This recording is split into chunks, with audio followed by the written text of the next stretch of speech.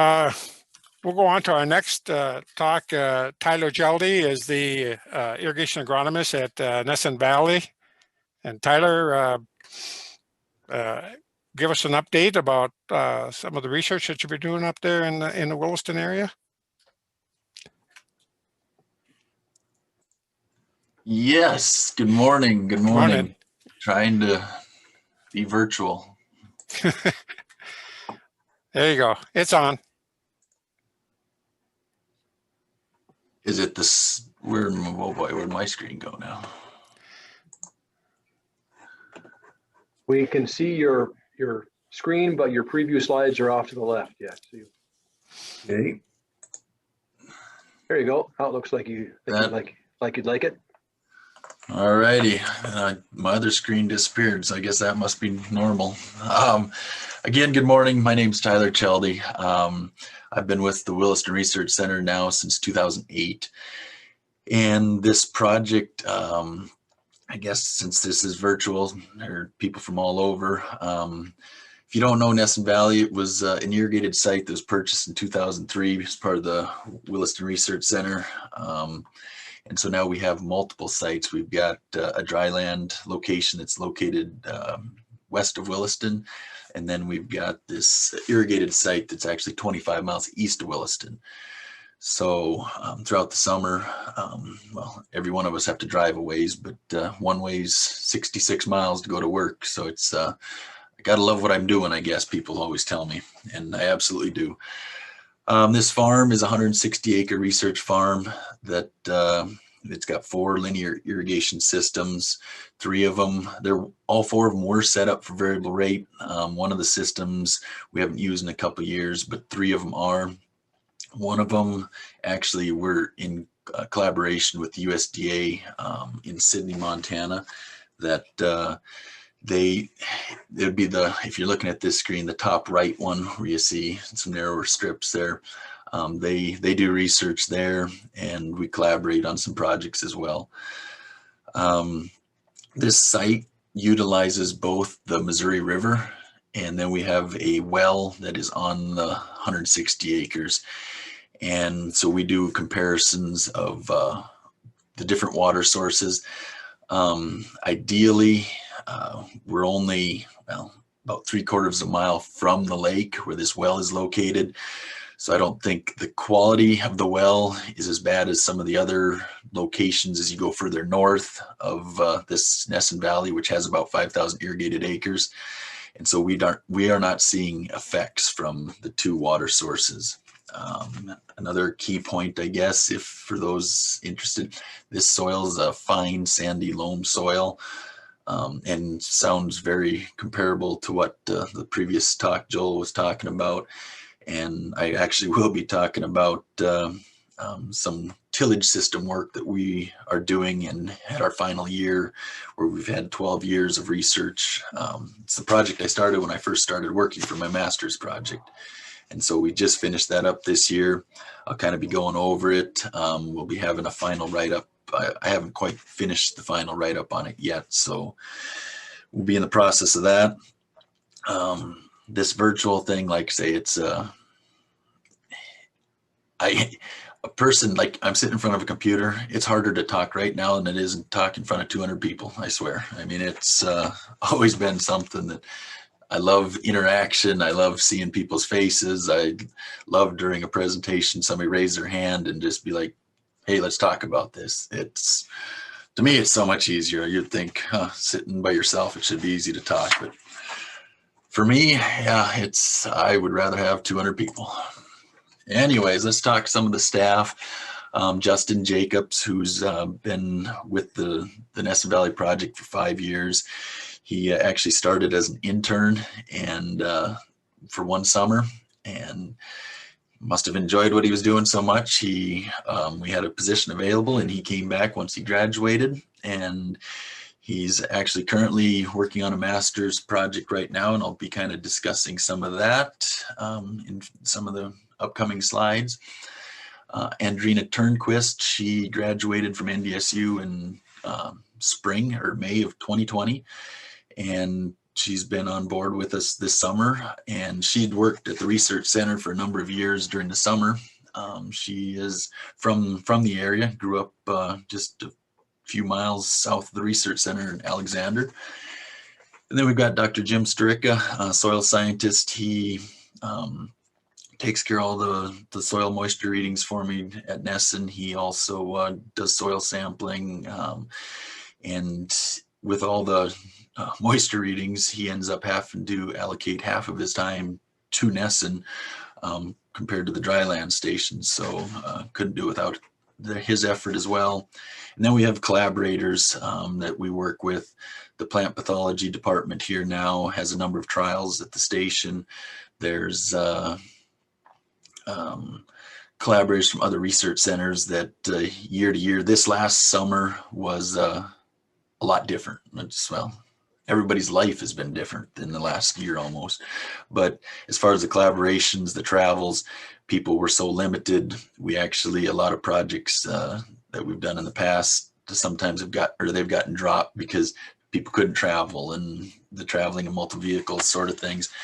So hopefully this summer we can kind of get back to, I don't know what normal would be, but back to normal. At the Williston Research Center, there's 15 full-time staff. We've got, like I say, dryland research, horticulture, plant path. Then we also do a lot of foundation seed. And on this map, I see the one I put on the screen here, Nesson would be just along the lake right here, just east of Williston. We're, like I say, 3/4 mile from the lake. Just give you an update after listening to Kelly yesterday. It's amazing what a couple 100 miles difference can be in the same state. He's talking about all the moisture, and I'm like, moisture? Wow, that would have been nice. We were way below normal. Total rainfall for us was 5.62 in the months that I have noted here, and normal during them months is 13.14. So without irrigation, without the previous September 2019, we had over 10 inches of rainfall at Nesson.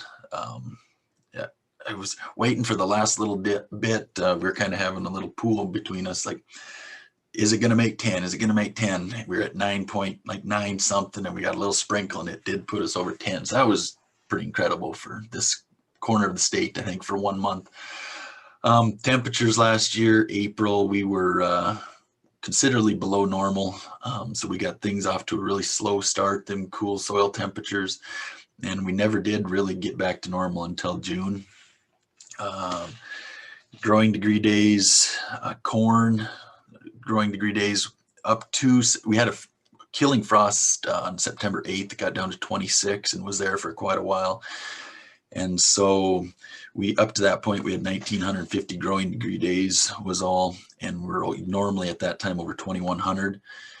And typically we're around 320 growing degree days in September. So everything, killing everything September 8th, some of them longer season, like our soybeans. We didn't publish any information this year because at that point, things had a slow start.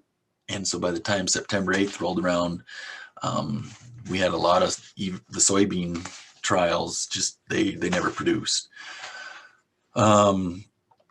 And just to note, I guess we did have in June, the few rains we did have, you can see we had 2.22 inches in June and 1.73. We had nice showers that we had an inch June 4th, an inch June 29th, and then 0.8 on the 7th of July.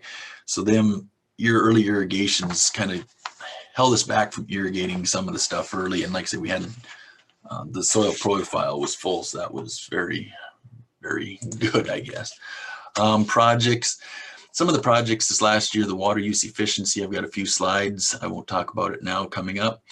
Improving the management of white mold and pinto beans. We've been working on this project for a number of years with Michael Wunsch from Carrington, plant pathologist. We've done a lot of work with him it's one thing with the irrigation, we can really, with our variable rate systems, we can promote disease. I mean, we can irrigate at the wrong time. We can add that moisture. We can keep that canopy wet. And we've done a lot of disease management, disease work at Nesson. The compared tillage systems, I got a couple slides. We'll talk about that. Integrated management strategies, fungicide testing for Dawn. Here was some Durham work that with Andrew Friskop and Dr. Audrey Kalile collaborated with down at Nesson. We actually bought a, I call it a big squirt, but a big end gun that I set in the middle of the trial. We can kick that on in the mornings and soak that canopy on a daily basis to promote the Dawn, and it works well. It's, I guess, one benefit of sometimes not having moisture all the time. The disease is down, but yet I can still make it happen. Chickpea, Ascatidium pythium trials. We did some lentil anthracnose fungicide trials. I got a slide on the canola population that we'll be talking. I'll talk about quick. Intercropping, that is Justin's master's project that he's working on. The comparing water sources, again, we don't see any difference as far as plant productivity. We're constantly analyzing soil just to see if there's any characteristics or properties that change in that. We do a lot of varietal trial we did 14 crops this year, and then again the seed increase for the foundation seed through the state seed program.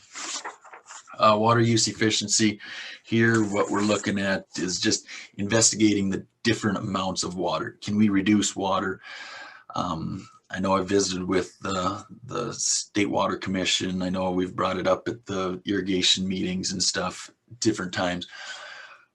But I believe there's ways, certain parts of the country, you're limited, which I've always found interesting. You're told you got 8 inches of water. What can we grow on 8 inches? Well, looking at this with specific rotations, things like that, I was hoping we could increase our irrigated acres, and I still believe we can, becoming more efficient with our irrigation. We've been working on this project for 10 years. We investigate 100% rate, which we're using the NDON system and the checkbook method, and also the weekly moisture readings that Dr. Sturicka provides through neutron probe reading. And what we're seeing, it's not every year, but most years, like in just the some of the grains we've done, there's about 7 of the 10 years, if we reduce our water by 1/3, we're still maintaining the same yields. So we're trying to find that happy point where can we reduce, save water, and still maintain our production.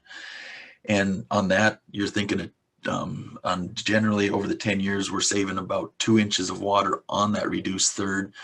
2 inches with our linears is either 2 or 3 passes. So I mean, you've got that savings plus your savings of water. Here's just an overhead view of just, you can see that would be one of our reduced, or this is actually our 0% treatment. Everybody's like, well, why 0% in the past? And I still get the question, well, what is our water actually doing? I mean, we still want to compare to what no irrigation whatsoever would be doing.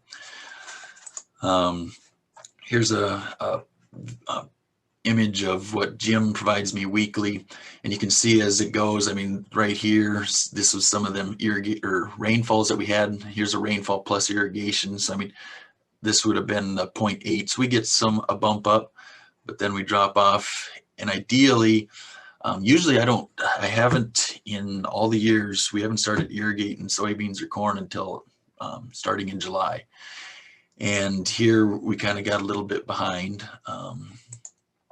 Here is an image of corn. You can see some of the earlies. You can see how we drop off here. We're trying to maintain, and we put on a lot of water in July, August, and early September. We were up to almost 14 inches of irrigation applied, and still that corn crop is using it fast. But this should not still. Our yields were doubled in corn this year, but I blame, and we had a horrible corn loss at harvest with that frost. Everything dried down. Then we got a snow, and it blew and knocked over almost half the crop. It seemed like. So we're trying to pick stuff up off the ground. This is the fastest 20 minutes ever. Holy smokes! Sorry about this. When I went through it myself, I didn't even talk this much to myself. Now I'm still talking to myself. Here we got the sugar beet. We're doing a lot of work with Sydney Sugars on. They have a lot of interest in Nesson Valley, and what we're working on is trying to come up with a model how, like irrigation wise, how can we improve sugars without affecting storage and stuff like that. And so you can see the different, as we spread out, how we're controlling our irrigation, where we have 0 water on the sugar beets. The most I've ever been able to get is 22% sugar. And so I'm thinking, okay, I didn't even realize that must be a max.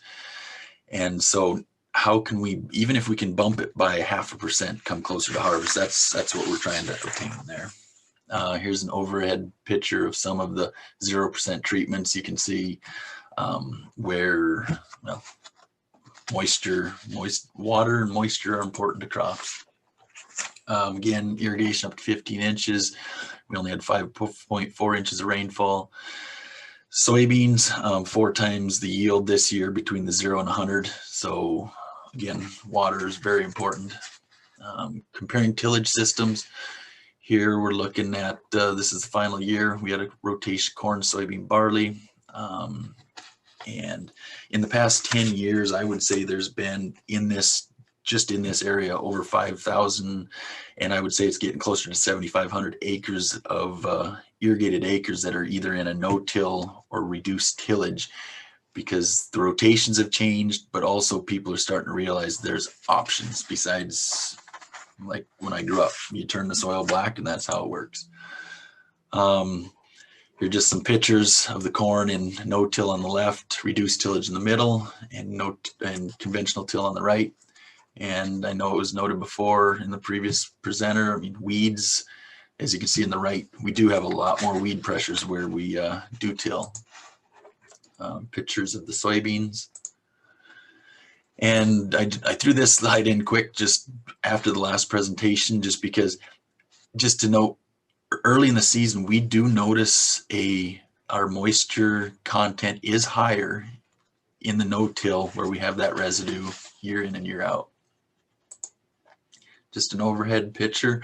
You can see the plots out there in the blocks. And, I'll be publishing, it'll be on the Williston Research site, and but reduced tillage is as good as conventional till through this project. And we've started to notice as the years have progressed, no-till statistically is as good as conventional till.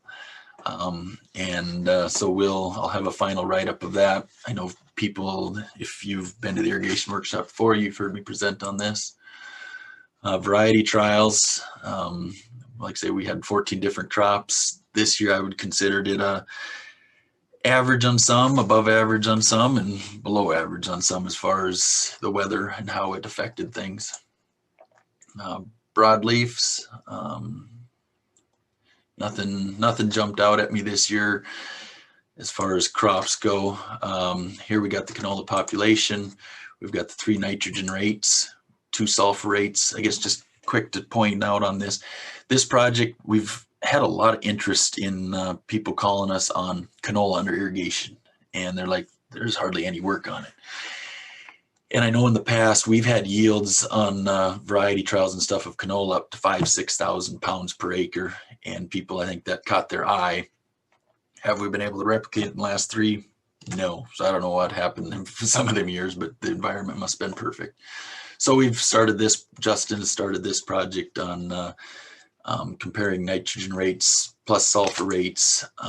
And then we've got 4 different populations, because basically what can we do? And you can see here at the 780,000, that's what we found. This is just 1 year's data. And I always say to people, you got to be careful with a 1-year project, because next year this could be the 520 could be the better one, or I mean vice versa. So take it with a grain of salt. This is what we've saw in 1 year. So this 150 and plus the 30 pounds of sulfur at the 780, we in this project we're over 4,000 pounds. Intercropping. This is something that Justin's doing for his master's, and he's doing a comparison dryland irrigated at the side by side with the variable rate. We're allowed to do that, and he's looking at field pea and canola. He calls it piola, I believe. And here's some of the data he's got. I had him put his contact at the bottom. If you're interested in this project, contact him. I know he's got a lot of interest, and I think he's done a number of talks this year for this. I mean, people are trying to reach outside the box, see what new things people can try, because sometimes up here with limited, if it's especially dry land, we're limited. And so I see it's 10:05. People probably wanting their break, but just a snapshot. Like I say, if you have any questions, the next slide here is I got my contact, and I'd feel free to take any questions. And I hope it was informative. Like I say, me and virtual, we're like, I don't know, not the smoothest, I don't think, all the time, but it's a learning process. This as well. I guess we learn and adapt in life all the time, and this is part of the learning process. So thank you for your time, and I will be on until the end. So feel free to contact me at any time, or if in the chat, I'll answer any questions. Thank you. I'll turn it back to Tom. Yeah, thanks, Tyler. And a lot of this information you write up and provide in your annual report, is that correct? That'll be on your website sometime in February or something like that? That is correct. Yes, everything will be on there. I guess as far as the numbers go, I'll have all that information for the tillage. And like I say, we're just in the process of getting a nice, clean final report, because this is the last year of the 12-year project on that tillage. Okay, thanks.